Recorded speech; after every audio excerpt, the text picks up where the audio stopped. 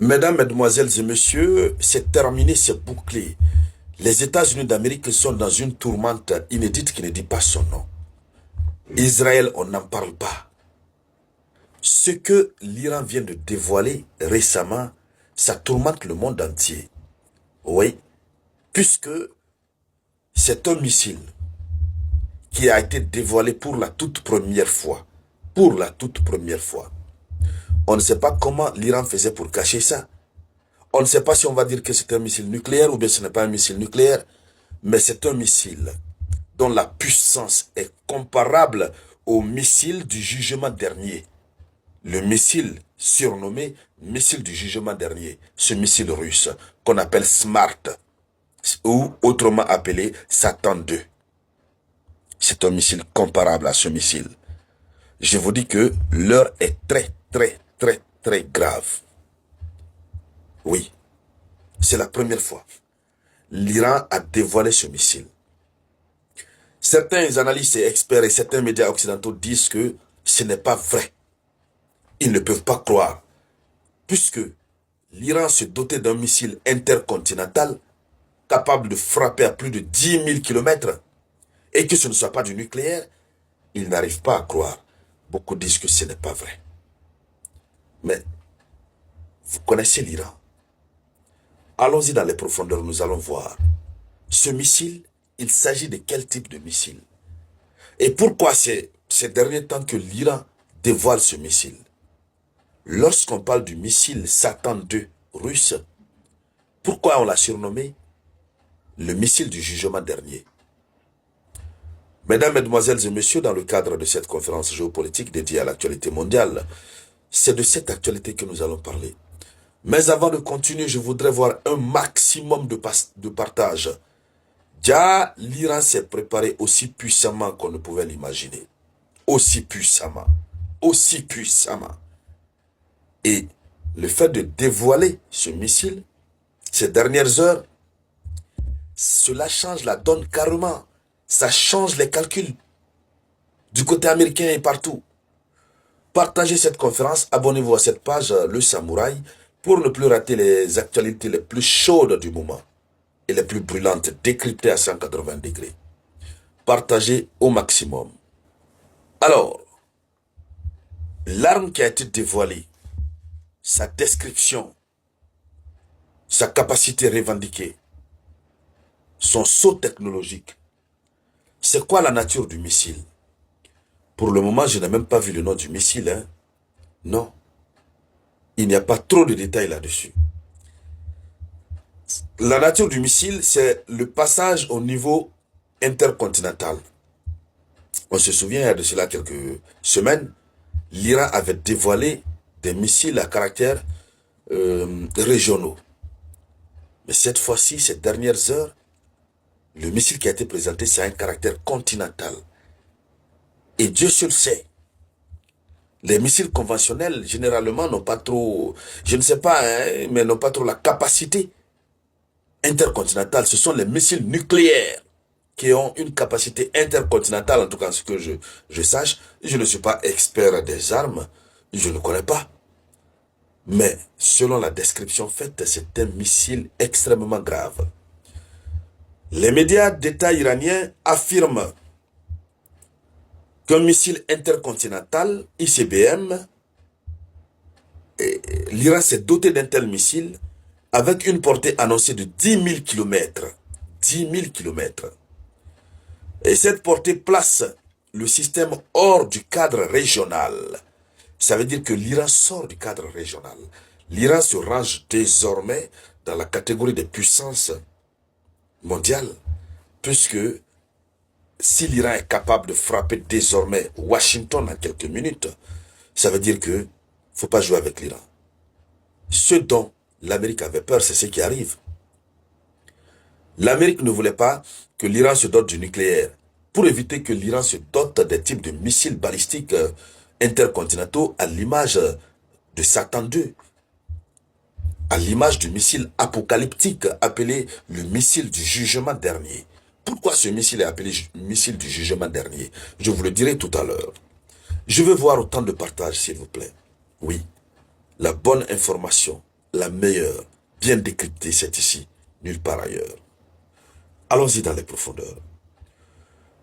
Alors, donc, on n'est plus sur la dissuasion Moyen-Orient, mais on est sur une capacité globale.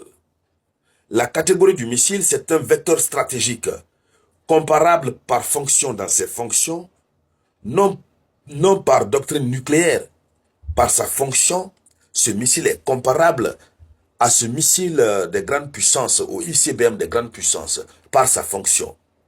Mais plus particulièrement, apparemment, ce missile est inspiré du missile du jugement dernier. Le missile qu'on appelle Smart R, je crois c'est R28 ou un truc de ce genre. Je vais trouver la bonne dénomination, la bonne appellation tout à l'heure. Donc les capacités techniques de ce missile qui ont été revendiquées, la portée est plus de 10 000 km. Couverture, selon une couverture annoncée, voilà.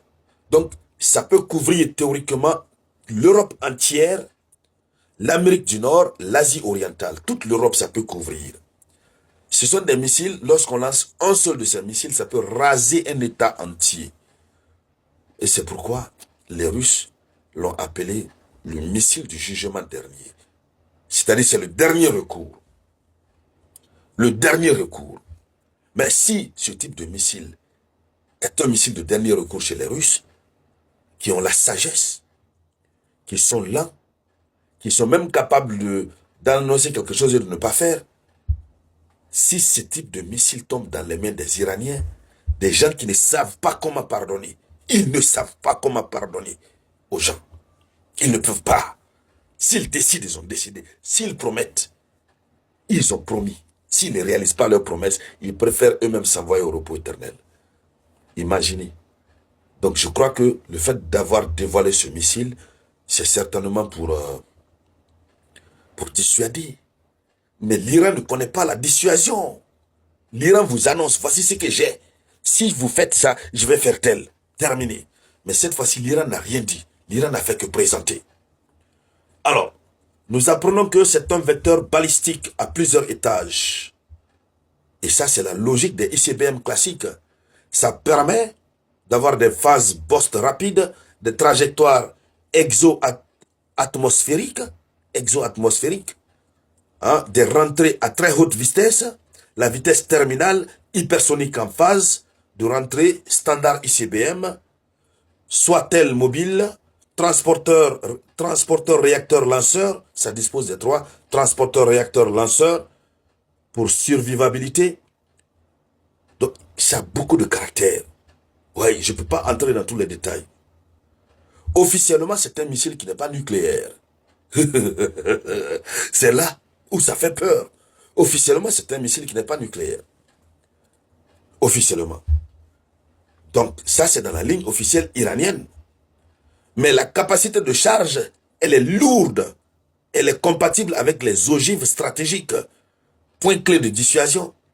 Donc, ça peut prendre même des têtes d'ogives. Mais à la base, ce n'est pas nucléaire. Voici ce qui fait peur.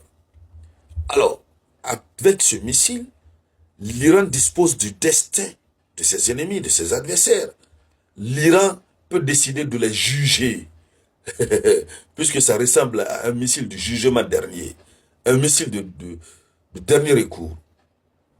Alors, ce que cette arme change dans l'arsenal iranien, c'est la rupture avec les missiles de 2000 km, tels que Keybar, Emad, Sejil.